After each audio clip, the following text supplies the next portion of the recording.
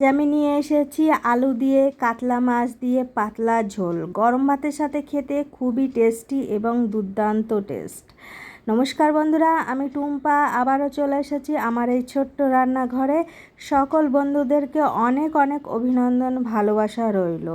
আজকে আমি এই রেসিপিটা কিভাবে তৈরি করব সমস্ত রেসিপিটা দেখুন।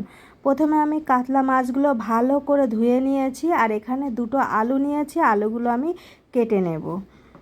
তো চলো এই রেসিপিটা কিভাবে রান্না করব সমস্ত ভিডিওটা দেখুন আর আমার সঙ্গে থাকুন।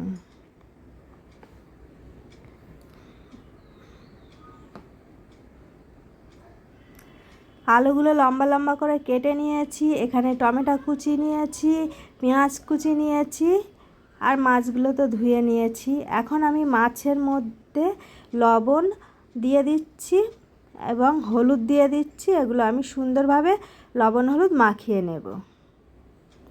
লবণ হলুদ মাখানো রেডি হয়ে গেছে, কড়া গরম হয়ে গেছে, কড়াইতে সর্ষে তেল ব্যবহার করছি আমি। এখন মাছগুলো আমি সুন্দরভাবে ভেজে নেব। দেখো মাছগুলো আমি দিয়ে দিচ্ছি, মাছগুলো লাল লাল করে ভাজা হয়ে গেছে। এখন আমি তুলে নিচ্ছি। তারপর কেটে রেখেছিলাম আলুগুলো আমি একটু ভেজে নেব। আলুগুলো ভেজে নিলে খুবই টেস্টি হয় এই ঝোলটার, তাই আমি একটু লাল লাল করে আলুগুলো সুন্দরভাবে ভেজে নিয়েছি। ভাজা হয়ে গেছে, এখন আমি তুলে নিচ্ছি। তারপর আবার ওই কড়াই আমি সর্ষে তেল দিয়ে দিলাম এবং একটু জিরে ফোড়ন দিয়ে দিলাম। তারপর পেঁয়াজ কেটে রেখেছিলাম, সেই পেঁয়াজগুলো আমি দিয়ে দিচ্ছি। পেঁয়াজগুলো ভাজার সময় আমি একটু লবণ দিয়ে দিলাম। তারপর আমি টমেটো কুচিয়ে রেখেছিলাম, সেগুলো দিয়ে দিয়েছি।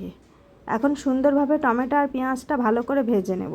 এখানে মশলা বেটে রেখেছিলাম জিরে, আদা আর কাঁচা লঙ্কা। তারপর আমি পরিমাপ মতো হলুদ দিয়ে দিচ্ছি। এখন আমি মশলাটা সুন্দরভাবে কষিয়ে নেব। যতক্ষণ তেল না ছেড়ে দিচ্ছে ততক্ষণ আমি কষিয়ে নেব। কাঁচা থাকলে একটু কাঁচা কাঁচা গন্ধ বেরোবে, সেই জন্য ভালো করে কষিয়ে নিয়েছি। ভেজে রেখেছিলাম যে আলুগুলো, সেই আলুগুলো আমি এখন দিয়ে দিচ্ছি। বন্ধুরা, এই রান্নাটা কিন্তু গরম ভাতের সাথে খেতে খুবই সুন্দর এবং জমে যাবে, একদম ফাটাফাটি রান্না। তো তোমরাও বাড়িতে এরকম সুন্দরভাবে ট্রাই করে দেখতে পারো, এই রান্নাটা খুবই টেস্টি হবে।